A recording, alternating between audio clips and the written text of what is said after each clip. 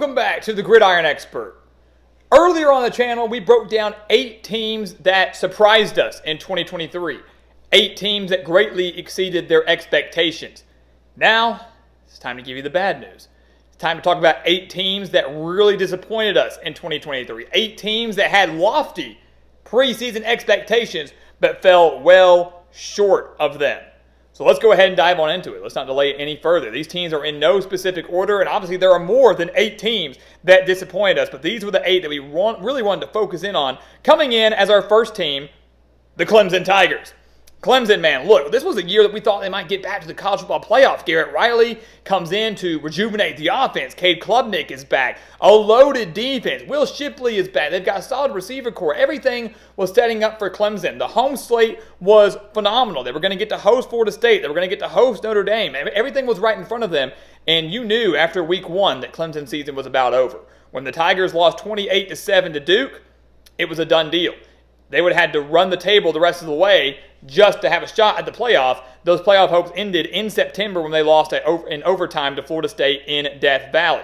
They ended up losing 2 more games after that, 28-20 in double overtime against Miami, then a 7-point loss to NC State. They did finish the year with 5 straight wins, including that thriller over Kentucky, but a 9-win season, 9-4, 8-win regular season was not what the Tigers expected, not what the Tigers wanted, and now they enter a massive 2024 where they've got to get themselves back on track and hopefully make that new expanded 12-team playoff.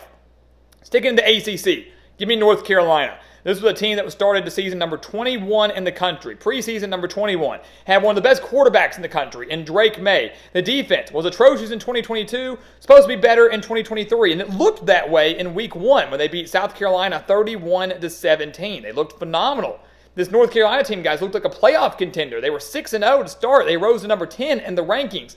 And then, like it has the last few years under Mack Brown, it all fell apart for the Tar Heels. They lost 31-27 at home to Virginia, arguably the worst team in the ACC. Then they lost 46-42 to Georgia Tech, allowing 635 yards to the Yellow Jackets. They ultimately finished the year on a 3-game losing streak to Clemson, NC State, and West Virginia, all of those games being decided by double digits, and they failed to score over 20 points in all 3 of those games, finishing the year at 8-5. Midway through the year, they were a top 10 team.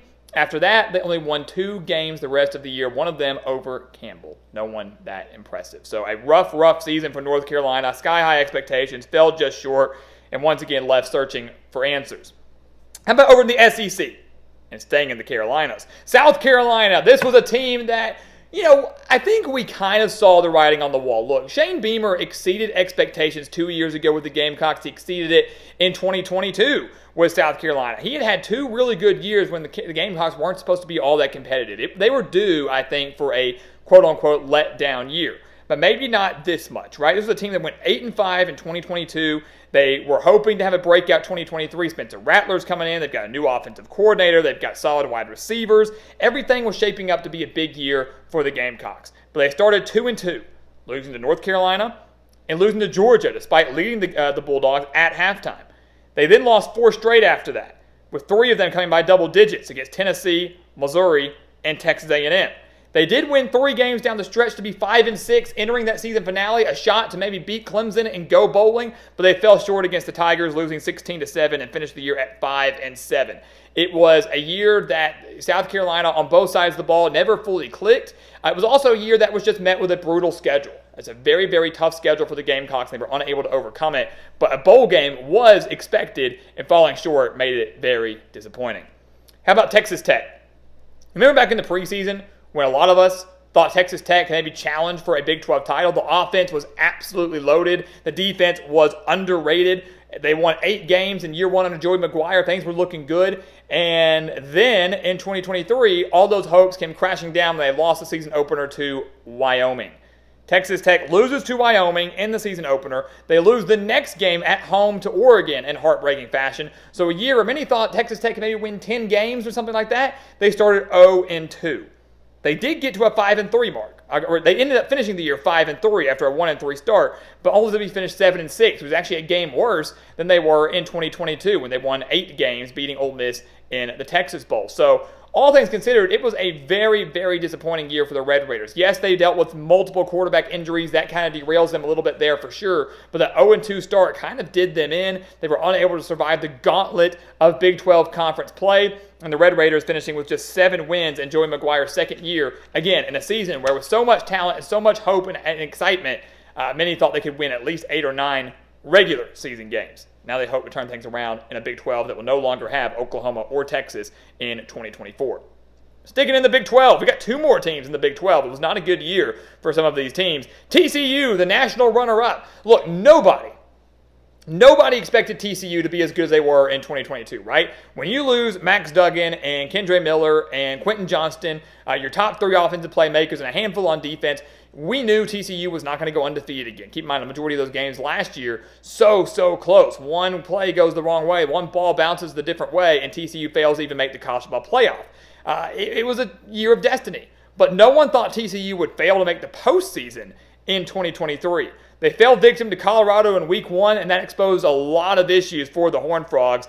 They ended up going 2-6 down the stretch after a 3-1 start. Their only wins coming against BYU and Baylor. They did have 4 one-possession losses. Just a few of those go a different way, and TCU's back in the postseason, and we're viewing them as a solid campaign. But ultimately, the Horned Frogs fell to 5-7, completely missed out on the postseason, and now enters a massive 2024 season. Sonny Dykes, no, he's not on the hot seat. How can he be on the hot seat before people start asking? But he does need a year where TCU is competitive in a conference that will no longer have Oklahoma, will no longer have Texas, and hopes to get them to at least 7 or 8 regular season wins in 2024. Baylor, TCU's big rival. The Bears were horrible in 2023, man. It was hard to watch. 2022 was already disappointing. 2021, Baylor goes on to win the Big 12 and make the Sugar Bowl. That was awesome. 2022, they had aspiration to do the same. Barely eclipsed 500, right? Makes a bowl game, loses to Air Force, not the best year in the world, right? Then they go into 2023. This is supposed to be the bounce-back year for the Bears. They opened that campaign with a season-opening loss to Texas State and a first-year head coach in G.J. Kinney, losing 42-31, allowing over 440 yards. You knew right then and there it was going to be a long year for the Bears. They started 1-3, found themselves at 3-4 in late October, but then lost their final 5 games by an average of 15 points per game to finish the year at 3-9. Now, just going to be 3 years removed from a Big 12 championship, Dave Aranda finds himself in a must-win season. If he fails to live up to expectations, it could begin a new era in Waco, which is truly hard to believe considering what Baylor football was just a few short years ago. 2 more teams up here. We've got their helmets on display. Start with Wisconsin. The Badgers, man, this was a year I thought they'd really break through. Wide open Big Ten West. The Badgers look poised to have the best offense out of all of those teams. You know, Luke Fickell comes in from Cincinnati. Phil Longo comes in as offensive coordinator from North Carolina. They bring in Tanner Mordecai. They've got Braylon Allen. They've got a slew of wide receiver transfers. This offense was going to be great, and the defense good as always. They looked elite on paper. Games aren't played on paper, unfortunately. Tanner Mordecai going down with an injury early in the year didn't really help, but the Badgers had major issues beforehand, losing in week 2 to Washington State, and then kind of faltering down the stretch after a 4-1 start. That home game against Iowa was massive when it came to the Big Ten West standings. The Badgers failed to win, losing 15-6. They ended a 3-5 finish, including losses to Northwestern and Indiana, and then their bowl loss to LSU. They put up a strong fight, but were unable to come through. A 7-6 year for Wisconsin, and a year where many, including myself, thought they could win at least 9 in the regular season. So Luke Fickell going to have a lot of things to fix, a lot of things to change in a 2024 that's going to be significantly tougher than 2023. And then finally, maybe the most disappointing team in all of college football, USC. A team that in 2022 was 1 win away from making the college football playoff, enters 2023 with the reigning Heisman Trophy winner and Caleb Williams, have playoff aspirations, and they don't even compete for a conference title. The Trojans going just 8-5. Started the year at number 6 in the country and started 6-0, but 2 of their 6 wins against Colorado and Arizona were by 1 possession.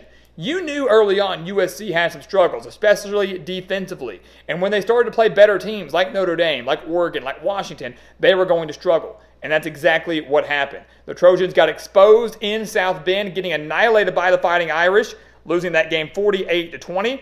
They then lost a home game right after that, 34-32 to Utah, and that really was the beginning of the end. When they lost that game to the Utes, which was their second loss of the year, the team kind of seemed to phone it in. They knew their playoff hopes were done. Pac-12 title hopes were still alive, but probably done with the way Oregon and Washington were playing. USC ultimately collapsed. Their only win after that 6-0 start came against California, who they only beat by 1. And then they ultimately beat Louisville in the Holiday Bowl behind a phenomenal performance from Miller Moss. The future of USC football looking very, very solid and seems to be in capable hands. But this 2023 season was nothing like we thought it was going to be and nothing like Trojan fans hoped it would be. An 8-5 record in a year where they were hoping for 11 or 12 wins.